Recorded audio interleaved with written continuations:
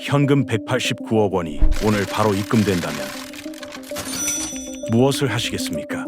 강남에 건물을 사고 가족들에게 집을 사주고 주식이나 사업에 투자를 하시겠습니까? 당시 주식 투자자였던 41살 김모 씨의 당첨금은 242억 원, 세금 떼고 189억 원을 거머쥡니다. 5년 만에 모든 재산을 잃고 사기를 치다 경찰에 붙잡혔습니다. 왜 이런 일이 벌어졌을까요? 우리 삶의 수많은 선택과 희생, 그 뒤에는 하나의 믿음이 깔려 있습니다.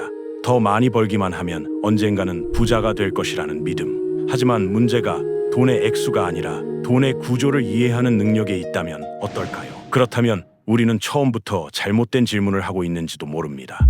돈을 벌기 위한 경쟁은 치열해지는데 경제적 자유를 얻는 사람은 좀처럼 늘어나지 않습니다. 당신은 어떻습니까? 당신의 삶에 있어 돈이란 무엇입니까? 이번 달에도 돈은 당신의 월급 통장을 스쳐 지나가고 있습니까? 사업을 매각한 뒤에야 깨달았습니다. 돈을 버는 것보다 돈의 구조를 이해하는 것이 먼저라는 것을. 로또에 당첨돼도 사업에 성공해도 연봉이 억대라도 부자가 되지 못하는 이유. 이제 그 미스테리를 풀어볼 시간입니다. 첫 월급을 받는 순간부터 우리가 반드시 알아야만 했던 그 구조, 돈의 질서, 지금 시작합니다. 이것이 록펠러의 첫 번째 월급부터 모든 수입과 지출이 기록된 장부입니다. 170년이 지난 실물 사진입니다. 16살의 나이에 보조회계원으로 첫 출근을 했던 1855년 9월 26일. 그는 이날을 자신의 주체적인 삶이 시작된 날로 지정하고 평생 동안 생일처럼 기념했습니다. 그리고 약 2달 뒤 그동안 일한 첫 월급을 손에 쥐자마자 주머니 크기의 붉은색 노트를 사서 이렇게 적었습니다. 첫 페이지, 의복비, 그리고 페이지 맨 마지막 줄.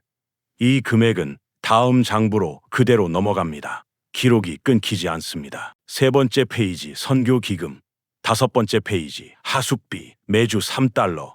한 주도 빠지지 않고 기록되고 이월됩니다. 단순히 가계부를 끄적인 게 아니라 철저하게 연속성을 가진 회계 시스템이었습니다.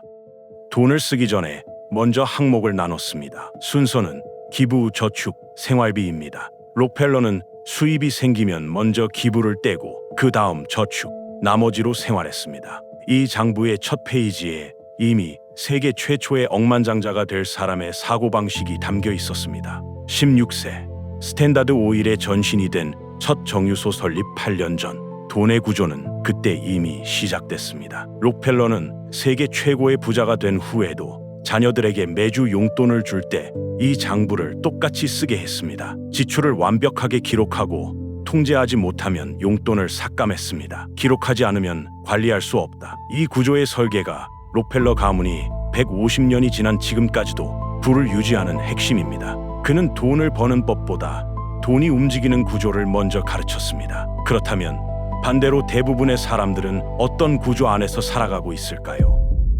다람쥐 쳇바퀴, 끝없이 반복하는 의미 없는 노동. 많은 사람들이 직장 생활을 다람쥐 쳇바퀴에 비교합니다. 9시에 출근해서 6시에 퇴근하고 월급 받고 다시 반복하는 그 구조. 하지만 이것은 정확한 비유가 아닙니다. 사실 직장은 문제가 아닙니다. 직장을 좋아하는 사람도 있고 직장이 필요한 사람도 있습니다. 문제는 직장이 아니라 돈이 들어오는 순간 사라지는 구조입니다. 노동, 소비, 반복. 노동에서 돈을 법니다. 그 돈으로 소비합니다. 소비를 유지하기 위해 다시 노동합니다. 노동의 목적이 삶을 영위하기 위함이 아니라 소비를 유지하기 위함이 됩니다. 그 순간 직업은 선택이 아니라 생존, 삶을 담보로 한 목줄이 됩니다. 재정적으로 벼랑 끝에 서 있는 삶. 이것이 진짜 쳇바퀴입니다. 돈은 삶에 들어왔다가 나갑니다. 수입과 지출. 우리가 흔히 쓰는 표현입니다.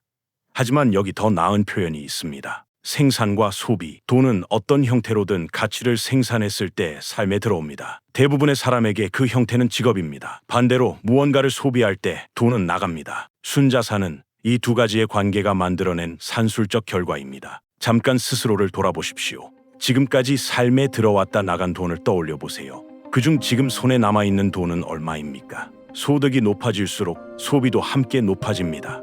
소비를 통제하지 못하면 더 많은 소득은 아무 의미가 없습니다. 대부분의 로또 당첨자들, 파산을 신청한 수많은 사업가와 유명 연예인들이 이를 증명합니다. 일반적인 사람의 돈의 구조는 이렇습니다. 노동, 소득, 소비, 운이 좋아 남은 돈이 있으면 저축, 그리고 반복. 이 구조의 문제는 소비가 먼저라는 것입니다.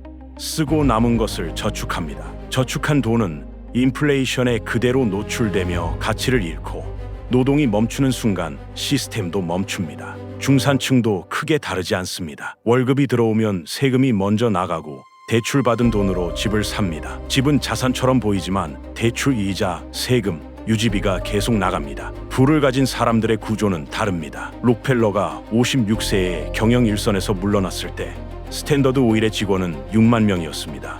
그의 손이 닿지 않는 곳에서도 시스템은 계속 돌아가고 있었습니다. 현금이 들어오면 곧장 소비로 가지 않습니다. 항목별로 통제합니다. 빠져나가는 경로를 먼저 막습니다. 통제된 현금은 자산으로 향합니다. 자산은 소득을 만들고 그 소득은 다시 자산으로 재투자됩니다. 배당이 들어오고 임대료가 들어오고 잠든 사이에도 시스템이 돌아갑니다. 소비와 세금은 맨 마지막입니다. 모든 비용이 처리된 후에야 지출됩니다. 그리고 이 구조는 한 사람으로 끝나지 않습니다. 개인을 넘어 시스템이 되고 시스템은 후손까지 이어집니다. 바로 이 구조, 돈이 일하게 하는 구조가 없으면 얼마를 벌어도 결국 같은 자리로 돌아오게 됩니다. 당신의 돈은 지금 어떤 구조로 움직이고 있습니까? 당신은 돈을 통제하고 있습니까? 아니면 돈이 당신을 통제하고 있습니까? 돈을 버는 방법은 누구나 알고 싶어 합니다. 하지만 직업을 갖든 사업을 하든 이 구조를 이해하지 못한 채 번 돈은 결국 다시 사라집니다.